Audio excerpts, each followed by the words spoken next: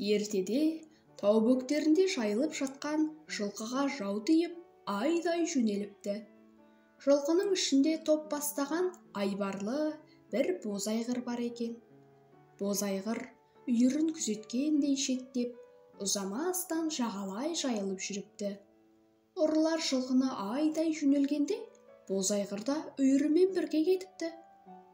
Ұрылар 3 күн бойы талмай жол жүреді. 4-ші күні жердің айдап келе жатқан адамдардың түр-тұрпатына қадағалай қараған боз айғыр жер ауғанын сезеді. Содан пысқырынып жіберіп, ауылына кері қашады. Ұрылардың қуғанына шаңын да көрсетпей кетеді. Боз айғыр сол бетімен ауылына кетеді.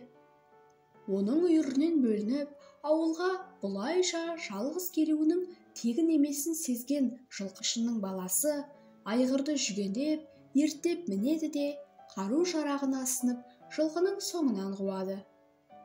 Бірнеше күннен кейін бала айдауға түскен жылқыға жетіп, алдын орайды да, үйірді кері қайтарады. Мұны көрген қарақшылар жан-жақтан қумалап, баланы ортаға алады да, қолға түсіріп қорламақ болады. Бірақ ұрылар бұл ойын іске асыра алмайды. Өйткені бала боз айғырмен орғыта шауып, ұрыларға тұтқиылдан тиіп, өздерін талқандай береді. Сөйтіп жүріп, бір сыпырасын құлатады. Қызып алған арынды айғырмен қайта-қайта шауып, ұрылардың берекесін қашырады.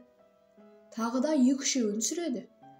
Сөйтіп, жылқыны ауылға қарай бұрғанда, баланың енді қолға түспейтініне көзі жеткен қарақшының біреуі білтелі мылтықпен атып алады.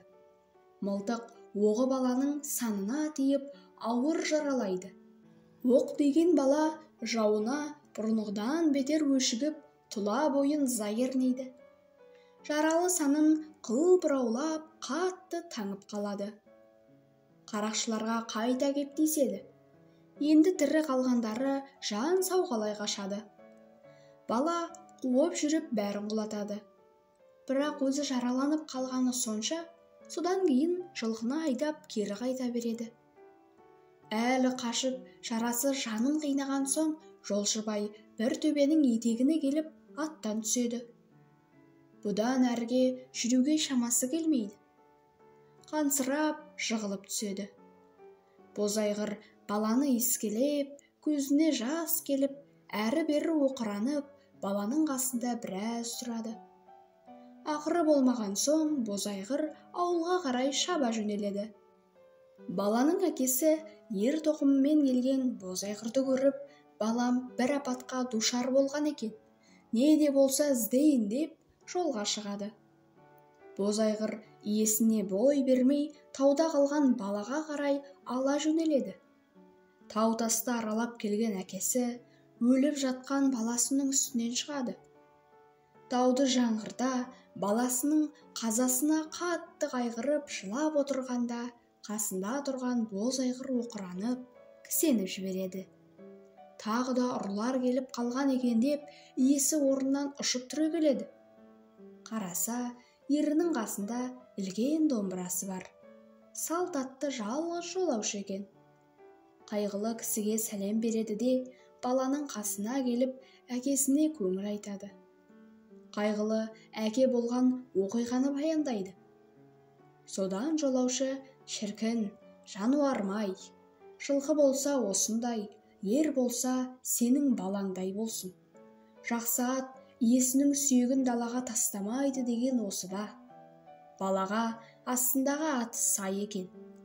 Тек жалғыздығы жеңіпті. Жақсы ат ерге қанат білдіреді деген. Бірақ жалғыздығы шырмапты. Мына жағдай соны байқатады. Сонан соң жолаушы домбырасын алып бір күйді тартыпты.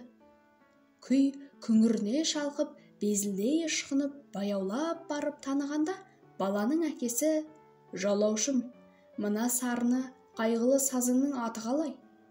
Менің көкейімдегіні тапқандай өзі, деп сұрапты. Домбырашы өз көңілінің толғанысын айтыпты.